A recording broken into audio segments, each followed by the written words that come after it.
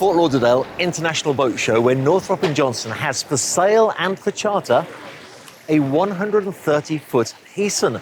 Launched in 1987, a huge refit in 2022, so this year.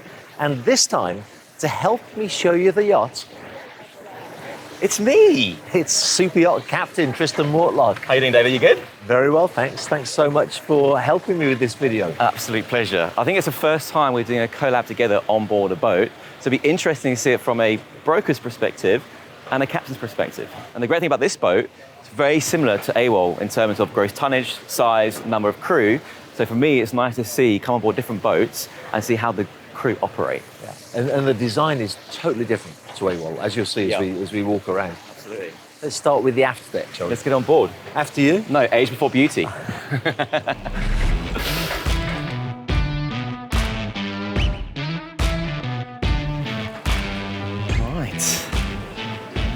Look at this. I mean, straight away, this is something I've never seen before on the aft deck of a yacht. A bar quite like that. That's quite unique, isn't it? What can I get you, David? That cucumber and lemon water looks very lovely, isn't appetizing. it? Get your glass of that. Yeah, they've been having cocktail parties on board every evening during the show. That's right. Now you can see why. It's actually quite unique. I've not seen a bar like this on an aft deck on a vessel this size before. It'd be great when you've got guests arriving for the first time, say charter guests, the welcome drinks, come here, have a refreshment before doing the tour on board the boat. Yeah, and I noticed as well that they've got a drinks fridge back there. Oh, yes. Which means that actually guests don't always have to wait to be served. They can just go there, open that up themselves and get a refreshment. Yeah, I like it. Let's take a look inside.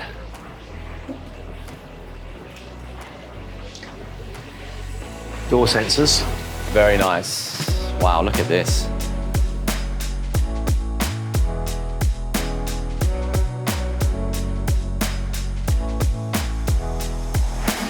Wow is the right word. It's got wow factor, hasn't it? It really has. The volume is incredible for a vessel this size. It seems very beamy. Yeah, actually, you can see all the way through to the master stateroom at the bow. And I'm sure they'd usually keep that door closed, but it just gives such a sense of depth and space. I like they've gone with the lighter colours as well. I always like that neutral white, light colours because it gives the impression of more space, more airy, and a lot more appealing to numerous guests as well. In the refit, they've actually changed everything, from the ceiling panels, the parquet flooring, even the furniture is all brand new as well. They've relocated the television, so now you've got a pop-up TV behind that unit. And I'm pretty sure, I felt that earlier, I think it's Corian that they've used for that unit, so it's easy to keep clean. Yep, it looks like it. But the best feature, I thought, what do you think about what they've done here? This is great. They've added this on, right? They've added this on. Previously, the galley was only through there. Right. So they've extended the galley out to here. Yeah, I know why they've done this. So, two reasons I'd say is when the chef is dishing up, we experience this on board AWOL as well, is if you've got 10 to 12 guests on board, you've got small working space, it's very difficult for the chef to dish up. So you have to use to stack the plates. With this, it's given more space. And the second usage is now it's become very popular for guests to want the chef to be involved in the dining experience. So the guest sitting down here, the chef's like a teriyaki bar type vibe, and then he can talk what he's doing and the cooking and his background or her background. So it's certainly a very good add-on to this charter yacht. Actually, the Captain Graham said that the chef really enjoys doing that. He likes to interact with the guests. And also, it kind of invites people to eat inside, because everybody always eats outside, and I understand why, and that's fantastic. But it's a nice experience to have the chef right here, sort of seasoning and passing the plates over to people, and the guests can have a chat with him if they want to. But also, food is a huge part of anybody's holiday. If you actually think about it, most of us go on holiday, we base our day around where we're going to eat, don't we? So breakfast, lunch, and dinner. So it's a critical part to a successful charter. Yeah, I like this very, very much, and I love the decor there. But see what you think of this here. What have they done here? Look at this atrium that they have in the middle of the yacht. Incredible.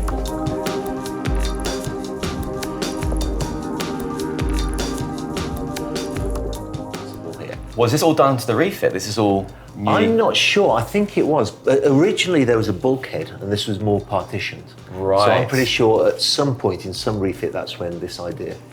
But by removing the bulkhead, like I said, they're giving you an impression of a bigger space. Yeah.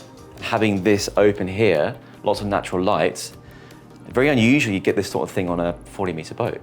Yes. I've not seen something like this on a 40-meter. No, I said to you, it's very, very different layout to AWOL. So through here, we have the day head. Okay, yeah. Through the other door, we'll look at that later because that's the crew quarters down there. Right. But take a look at this for the master stateroom.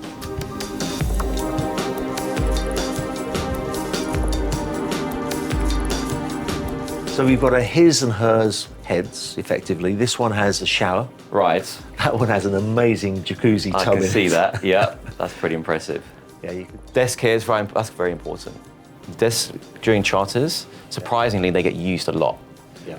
They're working maybe an hour or two in the morning before they start their day, the principal client usually. So having the desk with a good view looking out is very important indeed. Do you find that guests do work there when they're on their charter? Yeah, they do. We do, yeah. Especially like the owner that we had, he had a proper desk set up. He had his screens because he's always working, online because he's running his own business. And when you run your own business, you never take a holiday. Even though you're on your boat, you're always accessible to your, contractors, employees, whatever it is. So having a good desk is important. Unwind a little bit more than they would do at home. They do the work normally early in the morning, so it's done, so they can enjoy the rest of the day. Let's take a look at where the other guests.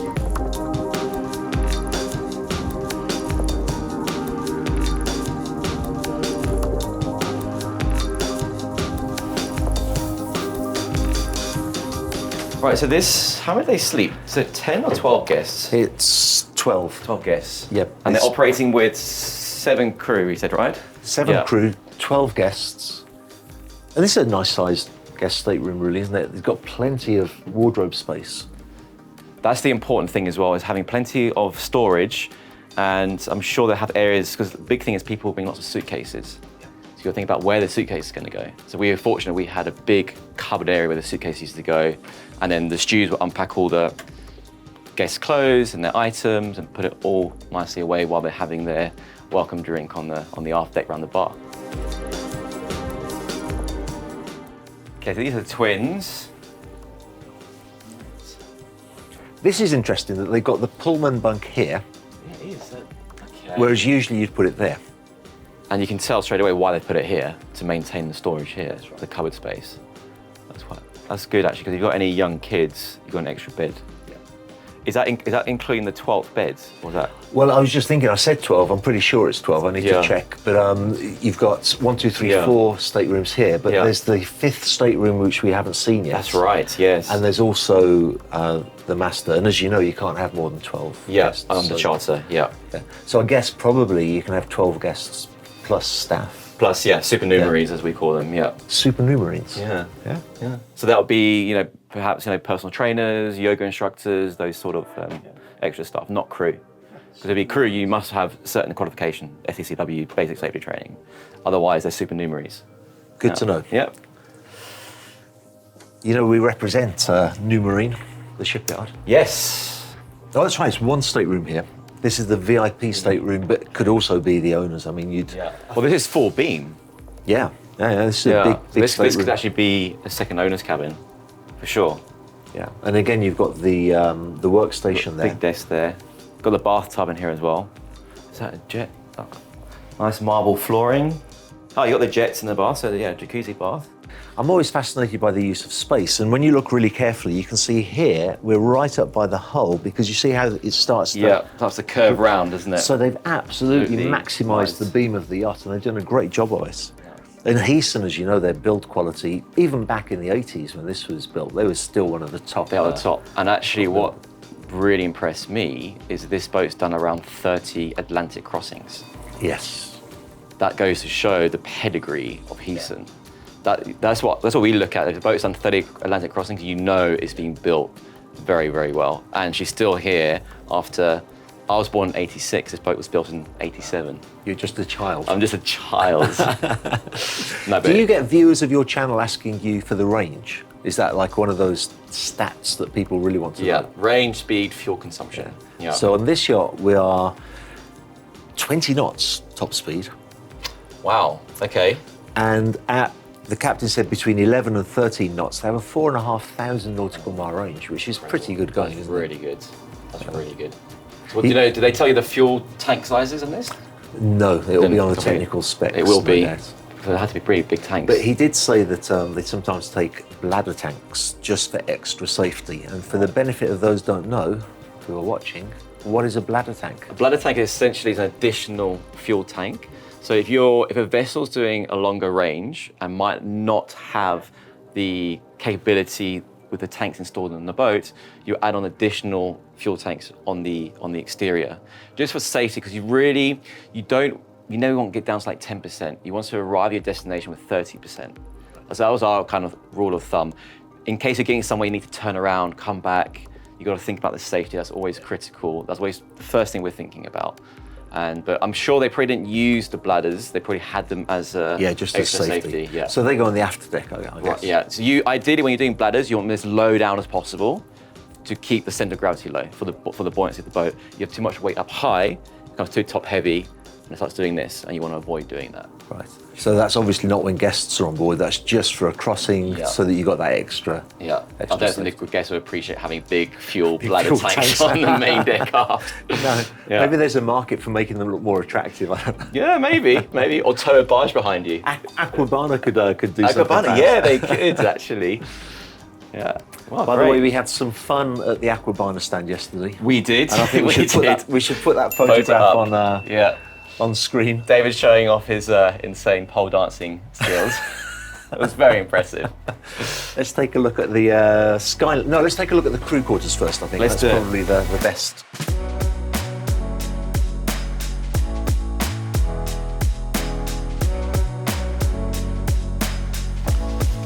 This handrail's great.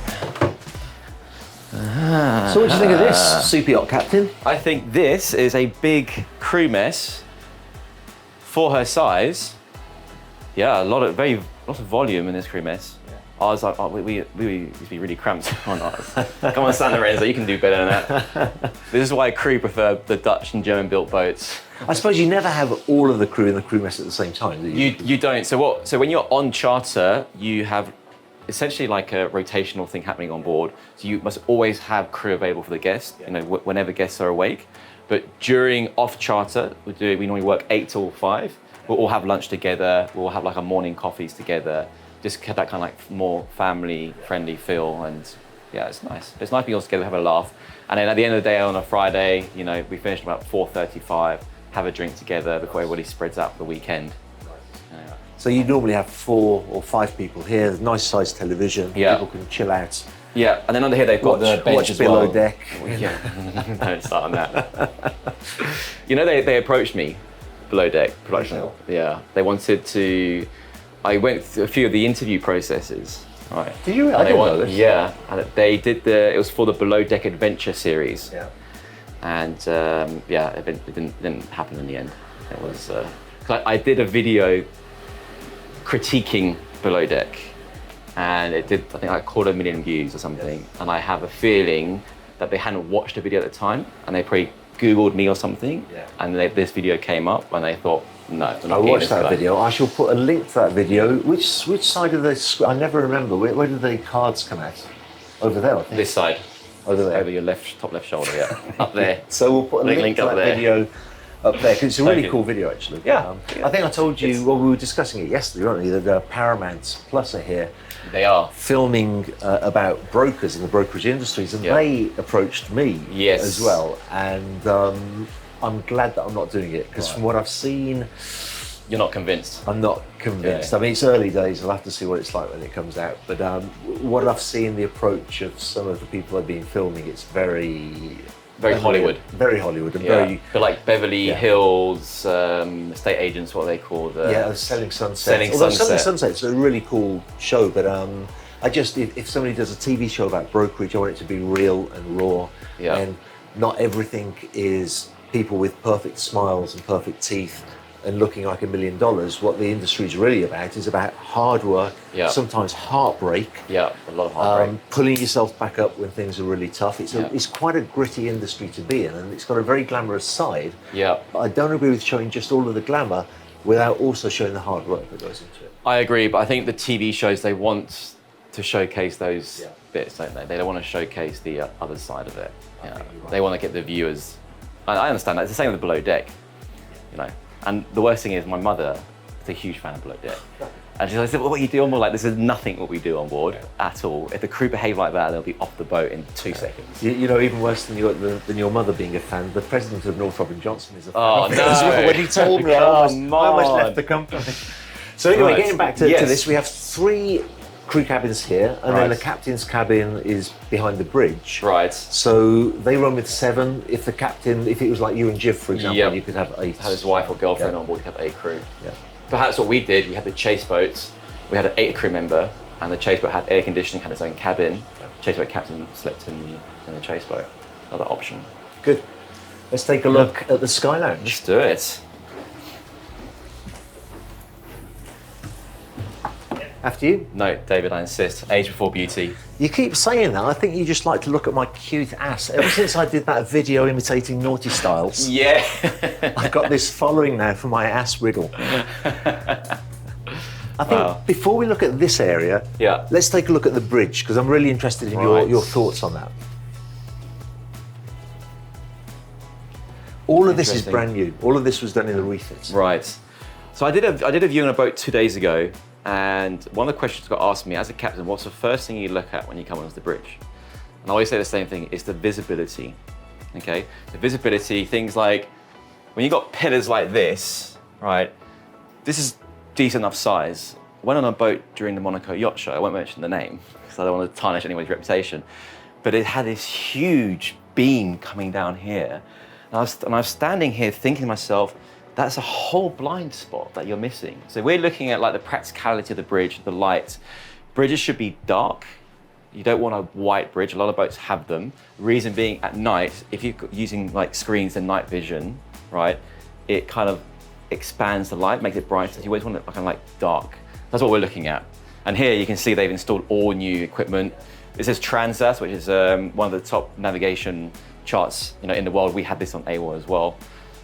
They got these throttle as cast pillars. I think they got the C32s on board. That's right. Exact same engines we had on board AWOL as well.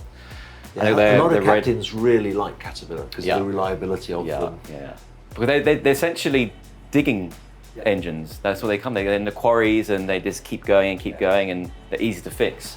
Yeah, I mean, MTU are great as well, but from what I see, you need a guy with a computer to fix your a lot of sensors. Caterpillar are moving more towards that direction as well. Because it saves them, on the long run, a lot of money with warranty things. So you rather be preventative. If you've got an issue coming up with temperature, pressures, you rather shut it down, fix that, rather than things going wrong, you know, seizing the engine or blowing the heads or whatever it might be. But no, this is also, I was impressed because not too many yachts anymore have space for a full-size chart, and you've got a full proper chart table here. You can actually use this as a chart table. So they've used this for all their like certs, and then this, you got perspex on top, so you got 2 charts, and you have like a big scale and a lower scale as well. Yeah. So did you use charts very much yourself, or do you just prefer the digital? So the issue when you're using paper charts, I love paper charts. It's the best way of navigation. Unfortunately, they are becoming, you know, unnecessary. People are going more digital. The issue that we had, the reason we went digital, we were full ECDIS, which is an electronic chart display information system.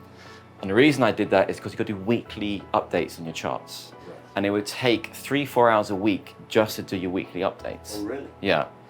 Whereas with these ones, you do your weekly updates, but you push a button, and it's done all digitally within 4 or 5 minutes. And the update is where you've been and...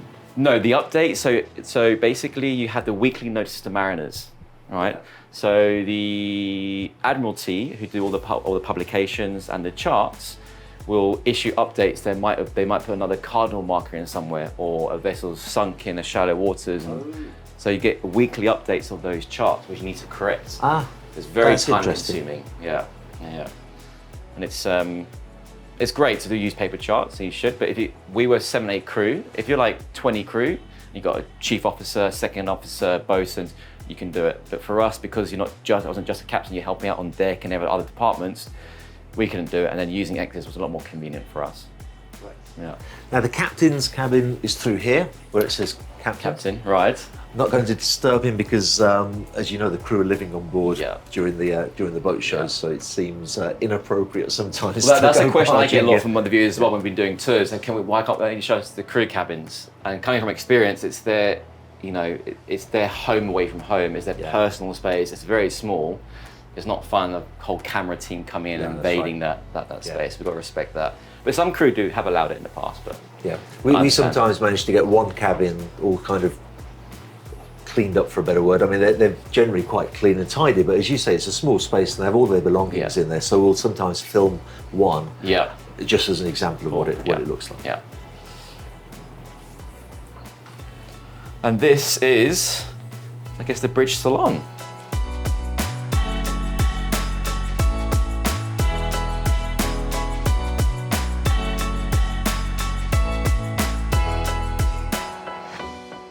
And again, it's quite unusual. It's an unusual shape. And there's this recess here. And what did Captain Graham call this? A zip tap? Zip tap, yeah. So this has fresh and sparkling water. The reason you're using that is then you're completely deleting the use of plastics. Although you're burning lots of fuel, you're still trying to do a good thing to the to the environment. We had a similar system actually on board AWOL. And what interested me is that the captain said that they've been chosen as the charter yacht because they have that. So there are charter guests who are really conscious enough to say, okay, well, at least we're not going to be wasting. It makes plastic. them feel better. Makes them feel better. Good. But he said something like it's a $4,000 piece of equipment that's made us $500,000 in extra charter revenue, which is amazing, isn't it? I'm sure there's some other reasons why they chartered the boat. There wasn't the only reason. No, I think from what he was saying, they were down to 2, and that was what Swan get. They just liked the idea that there was that feature on board. But this is also a very practical area for the crew. The pantries. The only thing I would say about this is if you've got guests here and you're prepping coffee, it's a bit open. We had a closed pantry because you also got to do the washing up, and we had a dishwasher in ours. But I guess every layout is slightly different, but this is a very usable, workable space. And like you said earlier, when we're downstairs in the main dining, most guests will probably eat up out here. So you're doing all the table preps here. So all your cutlery, crockery, getting the glass all set up, opening the wine, decanting. So this space is very important for the crew. And I think all yacht design is a compromise. It's all about compromises. And here you've got a nice sized bridge, what I believe is a good sized captain's cabin. Which has reduced a little bit the size of the Sky Lounge, and so they've used this niche here in quite a smart way. They have. Right, let's take a look. And I'm going to let you go first this time. Let's take a look on the aft deck, because there's an interesting story to the aft deck as well. Right, push to open. Push open. Okay, there we go. As I say, it's too technical for you. Push it 2 buttons. I got 2 to choose from. I chose the wrong one. So this is an interesting space. I mean, it's a large upper aft deck, and you see these curved units here on either side. These were the base for a crane, because originally this was a boat deck. You'd have your sea-doos up here, your tenders up here. But what they've done by removing the cranes and having a chase boat, they've opened this up into this lovely big deck area. And it's interesting the comment that the captain made about the jet skis. They've now fitted a crane to the bow. Yes. And 2 jet skis at the bow. And why was that? Why they wanted 2 jet skis in the bow? For the charters. Yes, but why at the bow? Do you remember? Oh, yes. Because in certain BVIs, you can't use jet skis. And the jet skis were here, the guests attempted. So it's in eye, in mind. That's right. Out of sight, out of mind. Yeah, they're going to be saying, "Oh, come on, are you sure we really can't use them?" And it's because it's there all the time. So I thought it was a very, very clever, if somewhat expensive solution. Fitting a crane to the foredeck. That's a big modification. It's yachting. It really is. But interestingly, like the use now of chase boat is becoming more and more popular. I mean, for us, it completely changed the dynamics on board the boat. Completely. Because not only is it you're getting a bigger boat, is that when you have smaller tenders, right, you got to launch it, you got to recover it. It's more time, which means it's more time for the guests having to wait. Sure. That makes sense? The other thing as well with a bigger chase boat is if you're at anchor and the guests want to go to shore in the evening for dinner, right, they get all dressed up, they're not going to get wet. You've got a small tender, you hit a small wake or a small wave, they're going to get splashed and you get wet. And it's more comfortable for the guests overall as well. And actually getting on and off a yacht when it's at anchor, it can be quite a perilous activity, can't it? Particularly if you have older guests. Yes. Yeah. And the bigger the chase boat you've got. I mean, you had an Axopar because that's got that rubber rubbing strake. That's right. Yeah. The 30-cent Axopar ST. So could you sort of nudge up with a rubber strake, or do you just hang out fenders? No, we'll hang fenders as well. But we had a very good system. We'll bring the aft end of the chase boat to the swim platform, and they'll come pretty much flush and just step across. And it's a lot more comfortable for the guests and for water sports as well. 2 big 350s on the back, topping out 45, 50 knots. It was excellent. Fantastic. Let's take a look at the sun deck. I can see they've got a fridge and a wine cooler here. Oh yes. Easy access. Yeah, and again, that's kind of inviting to the guests. If they don't want to always be calling for service, they can just come and help themselves there.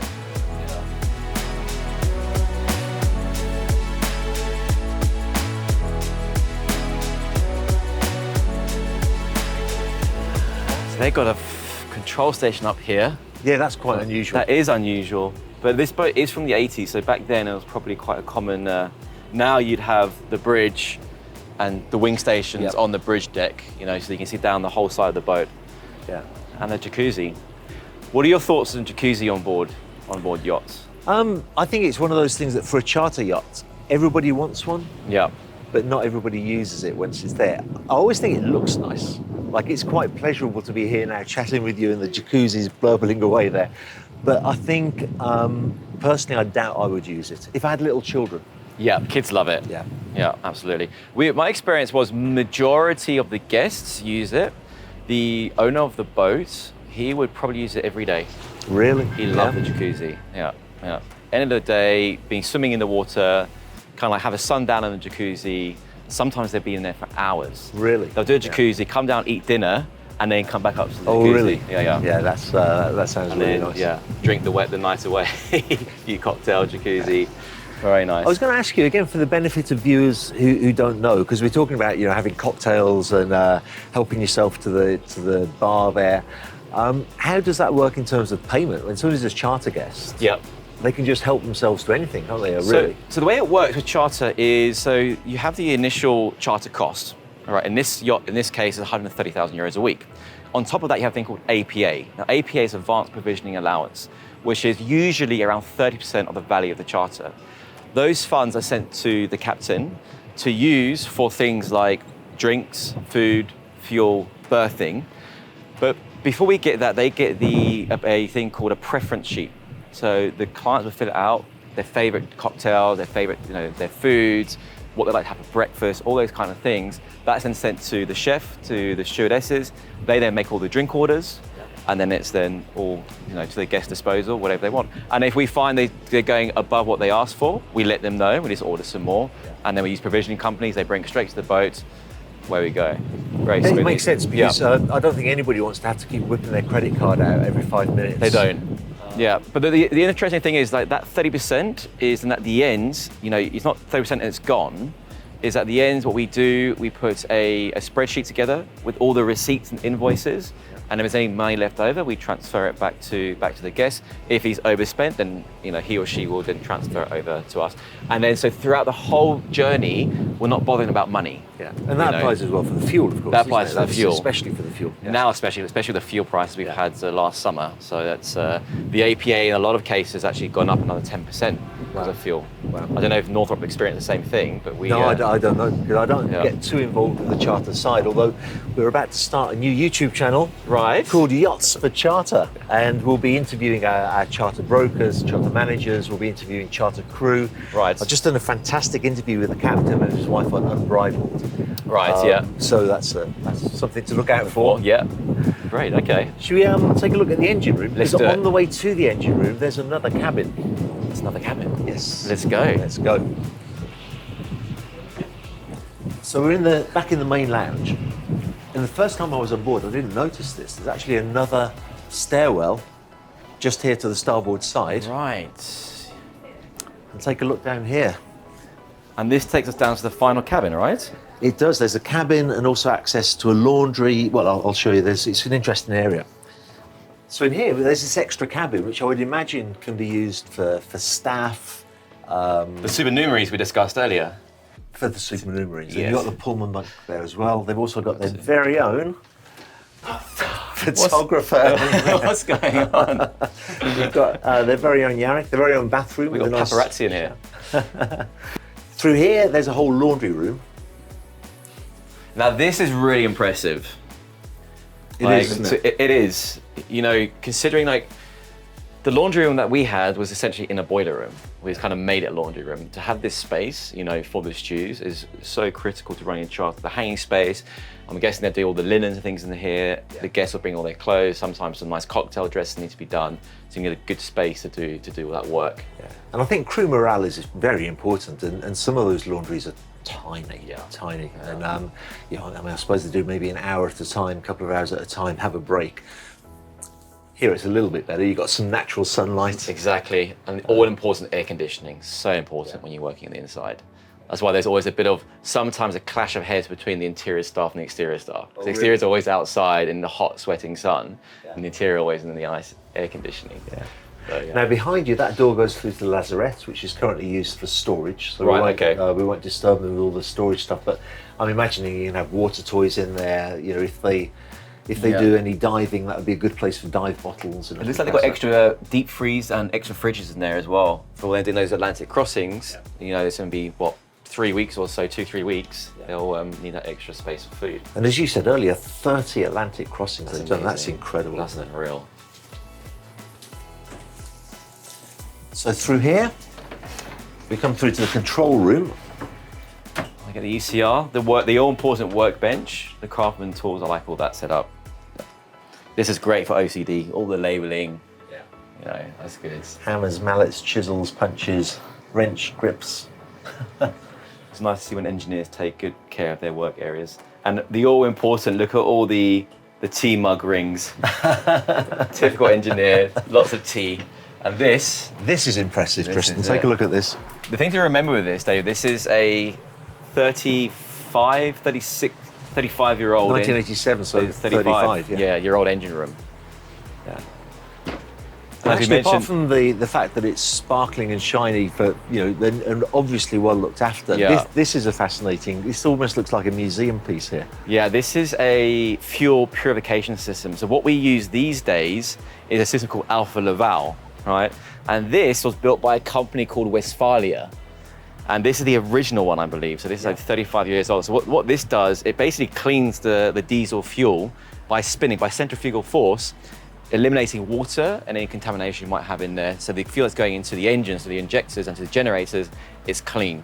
Because dirty fuel can really damage your injectors. Yeah. Is that a big issue? I mean, as you travel around? Sometimes. To some places, I mean, you don't have to say what the places are, but some places have a reputation for bad fuel. We've picked up some really bad fuel, surprisingly, many years ago in France, full of water. Oh, yeah? And I left ports, and we lost main engines, and we lost generators. Wow. Yeah. And we had to get towed back in, and we sucked all the fuel out, and there's loads of water in there.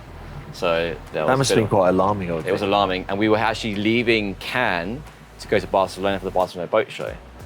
And anyway, we managed to fix it, and we arrived the day of the show. Yeah, so we got quite lucky. That's pretty cool. But no, nice, good-sized engine room. The headspace in the engine is really important. The other thing that we look for, engineers would look for, is the accessibility to the main engines. So you might have seen a lot of boats that might be very low down, not very accessible. Here is pretty much full walkarounds. So if you need to do any kind of like engine servicing, fixing, cleaning, you can access everything. And then also you got the twin generators, which I believe is 65 kilowatts, these jennies? Yes, yeah, 65 each. Yeah, so I'll give you a total 130 kilowatts to run the boat.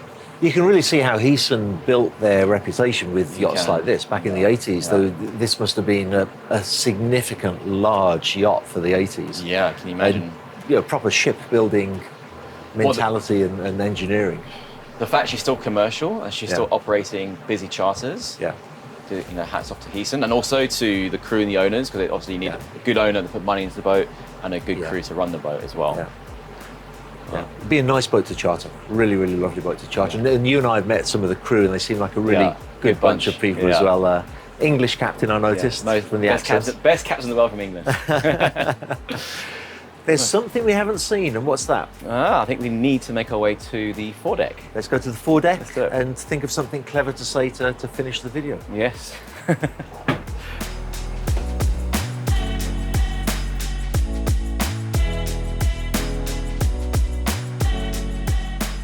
So here we are, right, the foredeck, where there's that famous crane that they retrofitted, and the two sea-doos. So was this the original crane up on the upper deck? I don't think so. I think there were bigger cranes on the upper deck, because all this needs to do is serve the two jet skis, whereas previously they were serving some pretty big tenders, I think. Yes. So it would have been a bigger So this would be a lighter one. Yeah.